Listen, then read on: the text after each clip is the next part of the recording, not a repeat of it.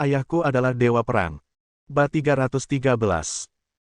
Wei Mingli tertawa, ya, apa yang kamu katakan masuk akal, pasti seperti ini. Kalau begitu, aku bisa mengambil tindakan dan membunuhnya. Hanya Guan Qianjun, serendah anjing. Jika Anda mengatakan kami akan membunuhnya, kami akan membunuhnya. Tuan Muda Wei, Anda bisa melakukannya. Ya, tapi ingat, beritahu orang-orang terkait orang seperti apa Guan Qianjun itu. Hehe, Tuan Wei, saya sepenuhnya mengerti. Jadi, setelah Shen Feixue membawa Guan Qianjun dan Qingqing kembali ke villa lama, Shen Chang dan Su Yufeng sudah tahu bahwa orang bernama Guan ini hanyalah orang yang tidak tahu malu. Orang rendahan yang memegang kaki yang maha tinggi. Mereka mencibir dan tanpa basa-basi memperlihatkan wajah asli Guan Qianjun di depan Shen Feixue. Saya pikir Anda benar-benar pemilik Hao Tianzuang, semacam guru tertinggi yang akan disukai oleh para bos ibu kota provinsi. Ternyata, Anda tidak seperti omong kosong. Shen Chang berkata dengan gigi terkatup. Sangat kecewa. Saya berpikir bahwa meskipun orang yang bernama Guan bukanlah yang tertinggi, dia tetaplah pemilik Hao Tianzuang. Kalau begitu, orang tua bisa tinggal di Hao Tianzuang hanya karena putri mereka kaya. Su Yufeng marah, kamu tidak bisa mengatakan itu. Setidaknya, Guan Qianjun, kamu masih seekor anjing. Kamu bahkan bukan omong kosong. Kamu tahu cara menyelinap ke dalam kamp. Kamu bahkan bisa memeluk kaki tuan tertinggi. Kasihan sekali, di tempat itu. Di hadapan yang tertinggi, aku khawatir kamu lebih buruk dari seekor anjing. Kamu dibantai. Ketika tuan tertinggi menerima berita itu, dia akan bertanya, siapakah Guan Qianjun itu? Hahaha. Dia tertawa getir. Shen Feixue sangat marah hingga seluruh tubuhnya menjadi dingin. Ayah. Ibu. Apakah kamu sudah muak? Guan Qianjun juga seorang manusia, mengapa kamu selalu mengincarnya seperti ini?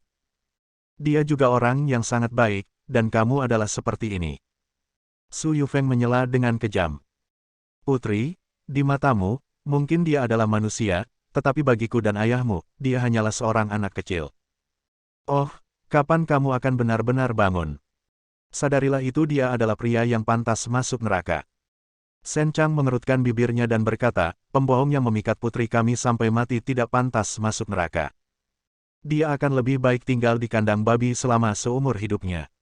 Bahkan babi pun memandang rendah apapun yang lebih rendah dari babi dan anjing.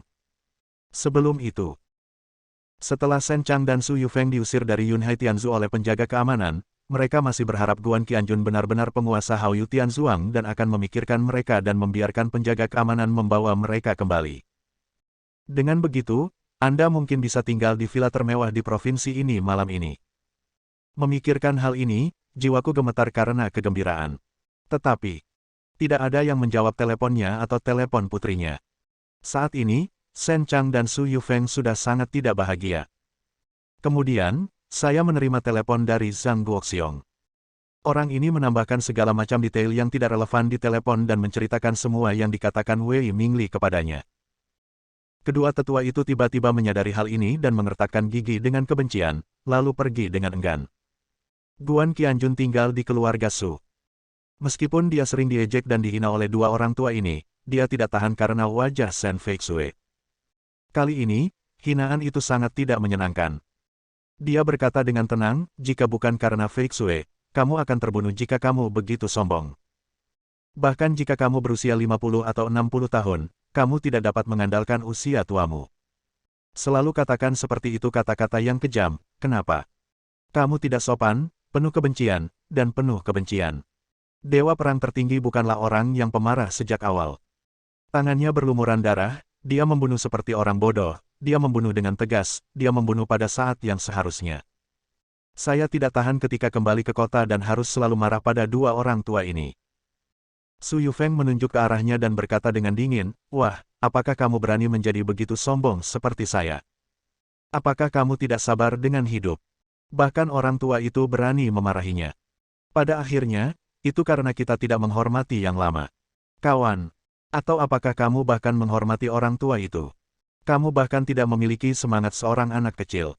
Shen Chang juga tampak kesal, kamu benar-benar mengatakan bahwa kami kejam. Sungguh tidak masuk akal. Makanlah makanan kami dan hidup-hidup kita. Sangat tidak tahu malu untuk mengatakan hal seperti itu, tetapi ini juga tentang kematian, haha. Su Yufeng mengangguk, ya. Guan Qianjun, kamu sudah mati. Kamu telah menyinggung Tuan Muda Wei. Kamu hanyalah seekor anjing di bawah seekor anjing di tangan Dewa Perang tertinggi. Apa yang dapat kamu lakukan? Ayah, ibu, kamu benar-benar cukup. Shen Feixue akhirnya tidak dapat menahan diri untuk tidak berteriak, diam. Diam. Kemudian, dia bertanya dengan panik, Lao Guan, kamu mau kemana? Guan Qianjun menjemput Qian Qian dan pergi keluar. Dia menoleh sedikit dan tersenyum, saya tidak ingin tinggal di sini lagi. Saya hanya ingin pergi. Saya sangat takut jika saya tidak hati-hati, saya akan mengambil tindakan. Saya menahannya untuk waktu yang lama. Lalu, dia menatap Qian Qian.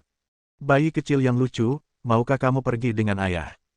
Qian Qian menggigit bibir bawahnya, menatap Shen Feixue dengan enggan, dan akhirnya mengangguk penuh semangat, ya. Oke.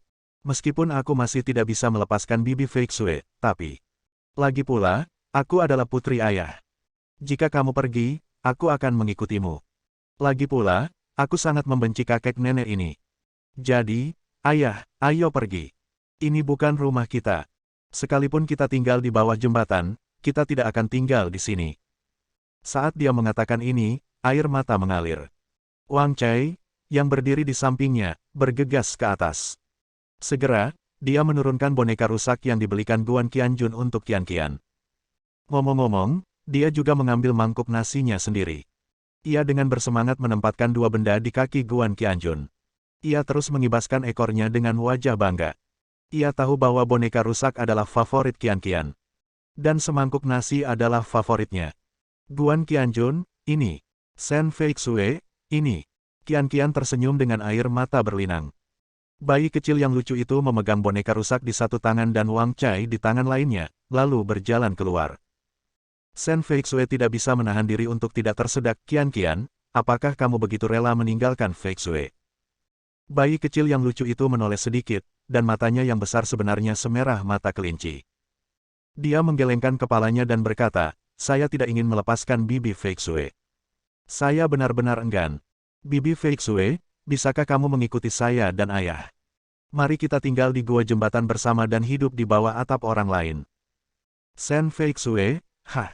Su Yufeng berkata dengan marah, bajingan kecil, jangan coba-coba mengambil putriku.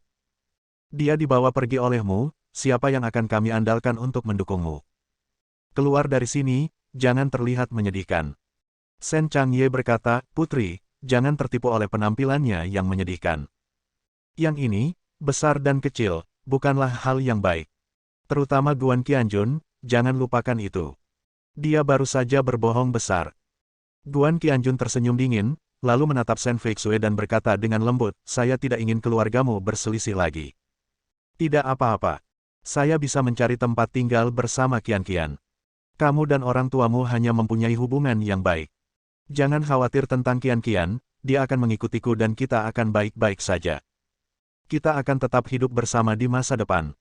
Tentu saja, orang tuamu, aku tidak akan pernah membiarkan mereka hidup bersama.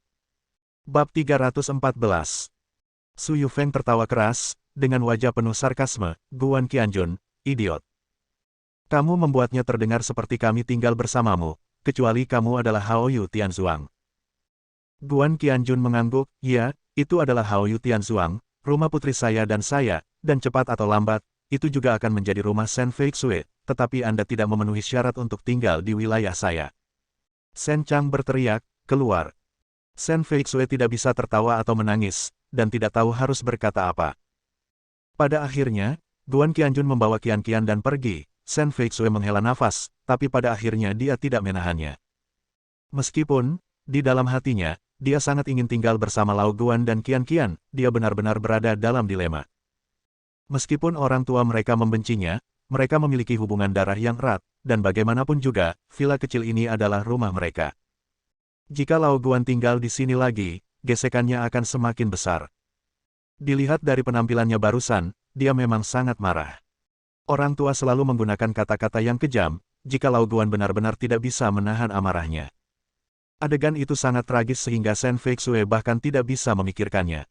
Setelah ayah dan putrinya pergi, baik Shen Chang maupun Su Yufeng sangat bersemangat. Yang satu berkata, ya ampun. Dewa wabah akhirnya diusir, dan semuanya akan tenang mulai sekarang. Yang lain berkata, saya tidak tahu mengapa, tetapi segera setelah si idiot besar dan si idiot kecil pergi, saya merasa udaranya jauh lebih baik, hahaha.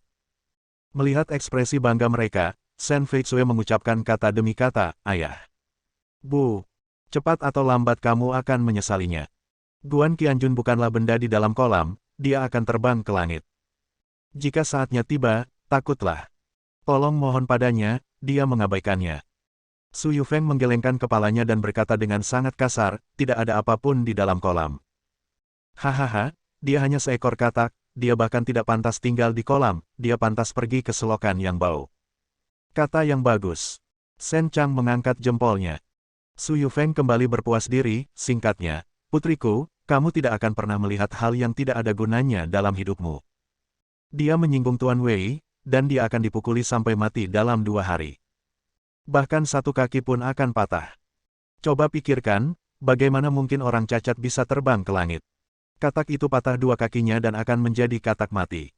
Shen Feixue sangat marah sehingga dia menginjak ke atas. Dia memikirkan sesuatu dan mengirim pesan teks ke Guan Qianjun.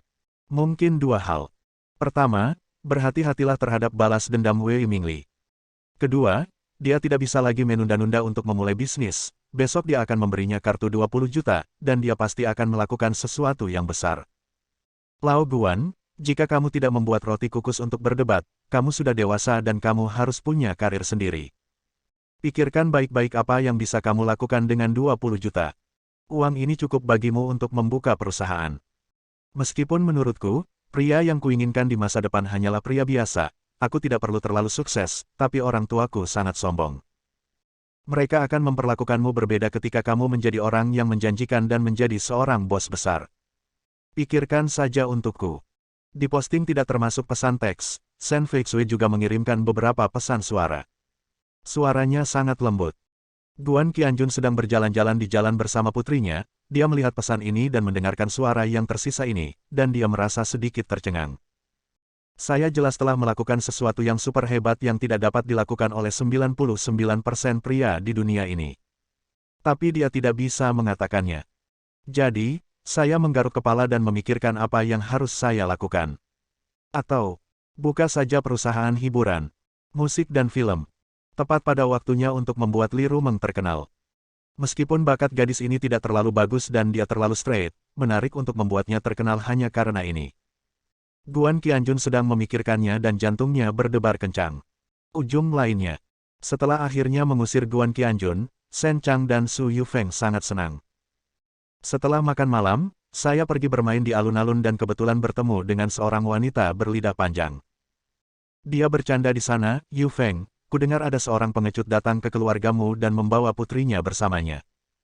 Dia hanya mengandalkan putrimu untuk memberi makan usus dan perutnya. Bagaimana kabarnya? Setelah membesarkannya begitu lama, usus dan perutnya masih ada. Bukankah gizinya baik? Para paman dan bibi di sekitar bertanya dengan rasa ingin tahu, apa yang dimaksud dengan memberi nutrisi pada usus dan lambung. Wanita berlidah panjang itu berkata sambil tersenyum, kalau perutmu tidak enak, kamu harus makan nasi yang empuk. Semua orang tertawa. Su Yufeng sangat marah sehingga dia mengertakkan gigi dan berteriak, saya telah mengusir pengecut bernama Guan Qianjun itu. Dia berteriak sedikit lebih keras, dan sebuah Cadillac berhenti di jalan kecil tidak jauh dari sana. Sebuah Hummer mengikuti di belakang. Di atas Hummer itu, duduk beberapa pria yang sangat tangguh dan galak. Mereka semua adalah pengawal, pelatih senior. Di dalam, ada seorang gadis yang sangat cantik dengan sosok yang sangat tapi dengan sedikit aura mendominasi. Sekilas, Anda dapat mengetahui bahwa dia adalah putri kaya. Ini juga pertama kalinya dia datang ke komunitas ini dan dia sedang mencari seseorang. Ketika dia mendengar seseorang memanggil nama Guan Qianjun, telinganya langsung terangkat. Di alun-alun kecil, Su Yufeng mengutuk Guan Qianjun dengan berbagai cara, tidak peduli betapa tidak menyenangkannya kata-katanya, dia juga menceritakan semua yang telah terjadi sebelumnya. Semua orang tertawa. Dia pergi.